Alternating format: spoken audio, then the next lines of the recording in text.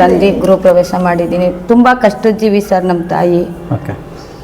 ನಾನೇನು ಹೇಳಕ್ಕೆ ಇಷ್ಟಪಡ್ತೀನಿ ಅಂದರೆ, ತಾಯಿ ತಂದೆ ತುಂಬಾ ಕಷ್ಟಪಡ್ತಾರೆ. ಮಕ್ಳ ಹತ್ರ ತಾಯಿ ಏನು ಕೇಳಲ್ಲ. ತಾಯಿ ತಂದೆ ಒಂದು ತನ್ನ ಊಟ, ಒಂಚೂರು ಬಟ್ಟೆ, ಇರೋಕ್ಕೆ ಜಾಗ ಅಷ್ಟೇ ಕೇಳೋದು. ಮಕ್ಕಳಾದವರು ತಾಯಿ ತಂದೆನ ಚೆನ್ನಾಗಿ ನೋಡ್ಕೊಬೇಕು, ಅವ್ರನ್ನ ನೋಯಿಸ್ಬಾರ್ದು. ಓಕೆ. ಸ್ನೇಹಿತರೆ ನಮಸ್ಕಾರ, ನಾನು ಡಾಕ್ಟರ್ ಕೆ ಸಿದ್ದು ಮಾತಾಡೋದು. ಸ್ನೇಹಿತರೆ ನಿಮಗೆ ಆಲ್ರೆಡಿ ನಿಮಗೆ ಈಗ ಒಂದು 2-3 ಡೇಸ್ ಹಿಂದ್ಗಡೆ ನಿಮಗೆ ಎಲ್ಲ ಥರ ನಾನು ಯೂಟ್ಯೂಬಲ್ಲಿ ಬಿಟ್ಟಿದ್ದೆ, ಫೇಸ್ಬುಕ್ಕು, ಇನ್ಸ್ಟಾಗ್ರಾಮು ಎಲ್ಲರೂ ತುಂಬ ಜನ ನೀವು ನೋಡಿದ್ದೀರಾ, ಲೈಕ್ ಮಾಡಿದ್ದೀರಾ, ಮತ್ತು ಫೋನು ಮಾಡಿದ್ದೀರಾ. ಯಾರ್ಯಾರು ಫೋನ್ ಮಾಡಿದ್ದಾರೆ ಅವರಿಗೆ ನಾನು ಇಲ್ಲಿಂದ ಧನ್ಯವಾದಗಳನ್ನು ಹೇಳ್ತೀನಿ.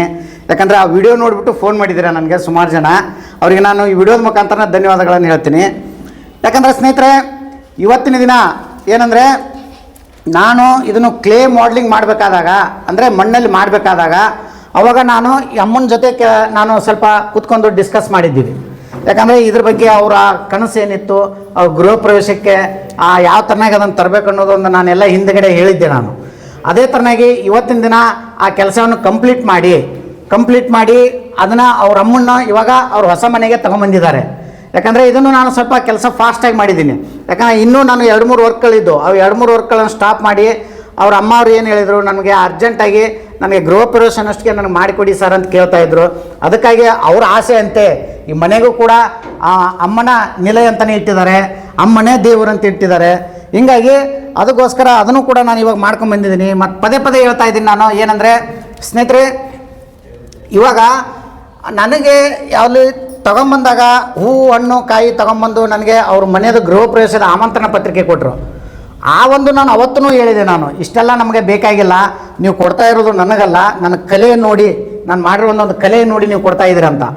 ಮತ್ತು ಅದೇ ಥರನಾಗಿ ಸ್ನೇಹಿತರೆ ಮನೆಗೆ ಅಂದರೆ ನಾವು ಇದನ್ನು ಸ್ಟ್ಯಾಚ್ಯೂ ರೆಡಿ ಮಾಡಿದ ಮೇಲೆ ಅದನ್ನು ನಮಗೇನು ಮಾಡಿದ್ದಾರೆ ಅಂದರೆ, ನಮ್ಮ ಇದಕ್ಕೆ ಶಾಪಿಗೆ ಬಂದು ತಗೊಂಡು ಹೋಗಬೇಕಾದ್ರೆ ಅದರದ್ದೇ ಆದಂಥ ವಿಧಿವಿಧಾನಗಳು ಪೂಜೆಗಳು ಮಾಡಬೇಕಾಗತ್ತೆ. ಯಾಕಂದರೆ ನಾವು ಮಾಡಿದ ಮೇಲೆ ಸಡನ್ನಾಗಿ ತೊಗೊಂಡು ಹೋಗಂಗಿರಲ್ಲ. ಅವಾಗೂ ಕೂಡ ಬಂದಾಗ ಅದನ್ನು ಪೂಜೆಗಳನ್ನು ಮಾಡಿ ಅದನ್ನೆಲ್ಲನೂ ವಿಧಿವಿಧಾನಗಳ ಮುಖಾಂತರ ಪೂಜೆ ಮಾಡಿ ಎಲ್ಲ ಮಾಡಿ ಅಲ್ಲಿನೂ ಕೂಡ ಬರಬೇಕಾದ್ರೂ ಕೂಡ ನನಗೂ ಕೂಡ ಅವತ್ತಿನ ದಿನ ಮತ್ತು ಆ ಹಣ್ಣು ಕಾಯಿ ಹೂವು ಅದನ್ನು ತಗೊಂಬಂದು ಅವತ್ತೂ ಕೂಡ ಮಾಡಿದರು. ನಾನು ಅದನ್ನೇ ಹೇಳ್ತಾ ಇರೋದು, ಇಷ್ಟೊಂದೆಲ್ಲ ದುಡ್ಡು ಖರ್ಚು ಮಾಡಿ ಯಾಕೆ ಮಾಡ್ತೀಯಮ್ಮ, ನನಗೆ ಏನಿದ್ರು ಕೂಡ ನಮಗೆ ಸಾಕು, ನಿಮ್ಮದೊಂದು ಸಂಬಂಧಗಳು ಇದ್ದರೆ, ನಿಮ್ಮದೊಂದು ಸಂಬಂಧಗಳು ನಮಗೆ ಗಟ್ಟಿಯಾಗಿರಲಿ ಅನ್ನೋ ಒಂದು ಉದ್ದೇಶಕ್ಕಾಗಿ. ಬಟ್ ಅವಾಗೂ ಕೇಳಿಲ್ಲ, ಅವಾಗೂ ತಗೊಂಡೋಗ್ಬೇಕಾದ್ರೆ ಮಾಡಿದರು. ಅದೇ ಥರನಾಗಿ ಇವತ್ತೂ ಕೂಡ ನಾವು ಇವಾಗ ಗೃಹ ಪ್ರವೇಶಕ್ಕೆ ಬಂದಿದ್ದೀವಿ, ಗೃಹ ಪ್ರವೇಶ ಆಗ್ತಾ ಇದೆ. ಅದೇ ಥರನಾಗಿ ಅಮ್ಮನ್ನು ಮಾತಾಡಿಸ್ತೀನಿ ನಿಮಗೆ. ಇದ್ರದ್ದು ಯಾವತ್ತಿನ ದಿನ ಸ್ಟಾರ್ಟಿಂಗ್ ನೀವು ವಿಡಿಯೋ ನೋಡಿದ್ರಿ, ಅಮ್ಮ ಎಷ್ಟು ನೊಂದ್ಕೊಂಡು ಮಾತಾಡಿದ್ಲು ಅವತ್ತು. ಇವತ್ತಿನ ದಿನ ಆ ಖುಷಿ ನೋಡೋಣ. ಅವ್ರ ಅಮ್ಮ ಬಂದಿದ್ದಾಳಲ್ಲ ಜೊತೆಗೆ. ನಾನು ಅವತ್ತು ಹೇಳಿದೆ, ನಾನೇನು ಹೇಳಿದೆ, ಅಮ್ಮ ಜೀವ ಹೋಗಿರ್ಬೋದು, ಅವ್ರ ಜೊತೆ ಜೀವ ಇಲ್ಲ, ಬಟ್ ಈ ರೂಪದಲ್ಲಿ ಅವ್ರು ಕಾಣ್ತಾ ಇದ್ದಾರೆ, ಅವ್ರ ಅಮ್ಮನ ಕಾಣ್ತಾ ಇದ್ದಾರೆ, ಅದ್ರ ಜೊತೆ ಜೀವ ಇಲ್ಲ ಅಷ್ಟೇ. ಅವತ್ತೂ ಅದೇ ಹೇಳಿದ್ದೀನಿ, ಇವತ್ತೂ ಕೂಡ ಅವರ ಮುಖದಲ್ಲಿ ನೋಡೋಣ, ಅವ್ರನ್ನ ಒಂಚೂರು ಕೇಳ್ಸೋಣ ಏನಂತಾರಂತ. ಅಮ್ಮ ನಮಸ್ಕಾರಮ್ಮ. ನಮಸ್ತೆ ಸರ್. ಅಮ್ಮ ಇವಾಗ ಹೆಂಗ್ ಅನಿಸ್ತಾ ಇದೆ ಅಮ್ಮ ನಿಮಗೆ? ಖುಷಿ ಇದೆ ಸರ್, ನಮ್ಮ ತಾಯಿ ನಮ್ಮ ಮನೆಗೆ ಬಂದಿದ್ದಾಳೆ, ಖುಷಿ ಇದೆ ನನಗೆ. ತುಂಬಾನೇ ಖುಷಿ ಇದೆ. ಓಕೆ. ನಾವು ವರ್ಕ್ ಮಾಡಿರೋದ್ರ ಬಗ್ಗೆ ನಿಮಗೆ ಹೆಂಗ್ ಅನಿಸ್ತಾ ಇದೆ ಅಮ್ಮ? ನಿಮ್ಮ ಅಮ್ಮಂದು ಇಷ್ಟ ಆಯ್ತು ಸರ್, ಇಷ್ಟ ಆಯ್ತು. ಓಕೆ. ತುಂಬಾನೇ ಇಷ್ಟ ಆಯ್ತು. ತಾಯಿ ಇಲ್ಲ ಆದ್ರೂ ನಾನು ಅವಳನ್ನ ಈ ರೀತಿಲಿ ನೋಡಿ ಸಂತೋಷ ಪಡ್ತೀನಿ. ಓಕೆ. ಇವಾಗ ನಿಮಗೆ ಏನಂದರೆ, ಈಗ ನೀವು ಇಲ್ಲಿ ತಗೊಂಬಂದ್ರಿ, ಈಗ ಅಲ್ಲಿಂದ ನೀವು ನೈಟಲ್ಲೇ ನೀವು ತಗೊಂಬಂದ್ಮೇಲೆ ಮತ್ತೆ ಇದನ್ನು ಸ್ಥಾಪನೆ ಮಾಡಿದ್ರಿ. ಇವಾಗ ಇದನ್ನ ಎಲ್ಲಿ ಇಡ್ಬೇಕಂತ ಅನ್ಕೊಂಡಿದ್ದೀರಾ? ಸರ್ ನಾನು ಹೊರಗಡೆ ದೇವಸ್ಥಾನ ಕಟ್ಟಿ ಆ ಅಮ್ಮನ್ಗಂತಾನೆ ಒಂದು ದೇವಸ್ಥಾನ ಮಾಡೋಣ ಅಂತ ಆಸೆ ಇಟ್ಕೊಂಡಿದ್ದೀನಿ. ಅಂದ್ರೆ ಇದು ಮೊದಲಿಂದ ನಿಮ್ಗೆ ಏನಾದರೂ ಕನಸಾಗಿತ್ತಾ? ಕನಸಾಗಿತ್ತು ನನಗೆ, ನಮ್ಮ ತಾಯಿ ಹೋದಾಗಿಂದಾನು ಕನಸಾಗಿತ್ತು. ನಾನು ಇದಕ್ಕಂತಾನೆ ನಾನು ದುಡ್ಡು ಸಪ್ರೇಟ್ ಆಗಿ ಎತ್ತಿಡ್ತಾ ಇದ್ದೆ.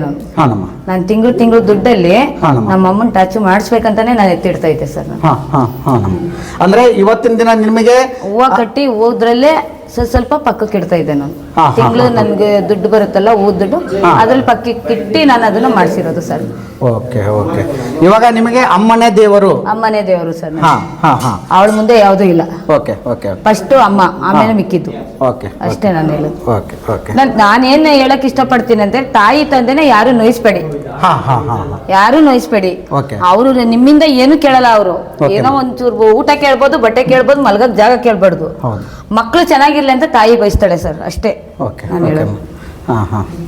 ಈಗ ಸ್ನೇಹಿತರೆ ನೋಡಿದ್ರಲ್ವಾ, ಇವಾಗ ಈ ಅಮ್ಮನ ಮಾತುಗಳು ಕೇಳಿದರೆ ನಮಗೂ ಕೂಡ ಒಂಥರ ಶಾಕ್ ಆಗ್ತಾಯಿದೆ. ಯಾಕಂದರೆ ಅಮ್ಮನೇ ದೇವರು. ನಾನು ಆದರೂ ಅದನ್ನೇ ತತ್ವದವನು. ನಾನು ಪದೇ ಪದೇ ಎಲ್ಲ ವಿಡಿಯೋದಲ್ಲೂ ಹೇಳ್ತಾ ಇದ್ದೀನಿ. ಆವಾಗಲೇ ನಾನು ಹೇಳಿದೆ ನಿಮಗೆ, ಜೀವಂತ ಇರುವಾಗಲೇ ತಂದೆ ತಾಯಿಗಳನ್ನು ಆ ಮೂರ್ತಿಯನ್ನು ಮಾಡಿಸಿದ್ರು, ಅವರು ಪುತ್ಥಳಿಗಳನ್ನು ಮಾಡಿಸಿದ್ರು. ಅವರು ಕೂಡ ಗೃಹ ಪ್ರವೇಶ ದಿನನೇ ಮಾಡಿಕೊಟ್ಟಿದ್ದೀನಿ ಅವ್ರಿಗೇನು ಕೂಡ. ಅದನ್ನು ಸರ್ಪ್ರೈಸ್ ಆಗಿ ತೊಗೊಂಡೋಗಿದ್ದಾರೆ. ಅವ್ರ ತಂದೆ ತಾಯಿಗೆ ಗೊತ್ತಿರಲಿಲ್ಲ ಅದನ್ನು ಕೂಡ. ಅವರು ಇದೇ ಥರನಾಗೆ ದೇವರ ಮನೆಯಲ್ಲಿಟ್ಟು ಪೂಜೆ ಮಾಡ್ತಾ ಇದ್ದಾರೆ. ಯಾಕಂದರೆ ಇನ್ನೂ ಅವ್ರ ತಂದೆ ತಾಯಿ ಬದುಕಿದ್ರು ಕೂಡ ಅವನು ತಂದೆ ತಾಯಿನೇ ದೇವರು ಅಂತೇಳಿ ಪೂಜೆ ಮಾಡ್ತಾ ಇದ್ದಾರೆ. ಅದನ್ನು ಕೂಡ ಬೆಂಗಳೂರಿನ ಬ್ಯಾಡ್ರಳ್ಳಿ ಅಂದರೆ ಮಾಗಡಿ ರೋಡು ಬ್ಯಾಡ್ರಳ್ಳಿಯಲ್ಲಿನೇ ಅದನ್ನು ಕೂಡ ಮಾಡಿಕೊಟ್ಟಿರೋದು. ಇದು ಕೂಡ ಬೆಂಗಳೂರಿನ ಕೆಂಗೇರಿಯಲ್ಲಿ ಮಾಡಿದ್ದೀನಿ. ಮತ್ತು ಇದೇ ಥರನಾಗಿ ಯಾರಿಗಾದರೂ ಕೂಡ ನಾನು ಕೆಳಗಡೆ ನಂಬರ್ ಹಾಕಿರ್ತೀನಿ, ನಿಮಗೆ ಫೋನ್ ಮಾಡಿ. ಮತ್ತು ನಮ್ಮ ಶಾಪ್ ಇರೋದೆಲ್ಲ ಬೆಂಗಳೂರಲ್ಲೇ, ಬೆಂಗಳೂರು ಪೀಣ್ಯ 2ನೇ ಹಂತದಲ್ಲಿ ನಮ್ಮದು ಶಾಪ್ ಇರೋದು. ನಿಮ್ಗೆ ಏನಾದರೂ ಹೆಚ್ಚಿನ ಮಾಹಿತಿ ಬೇಕಾಗಿತ್ತಂದರೆ ಕೆಳಗಡೆ ನಂಬರ್ ಹಾಕಿರ್ತೀನಿ, ಫೋನ್ ಮಾಡಿ ಅಂತ ಹೇಳ್ತಾ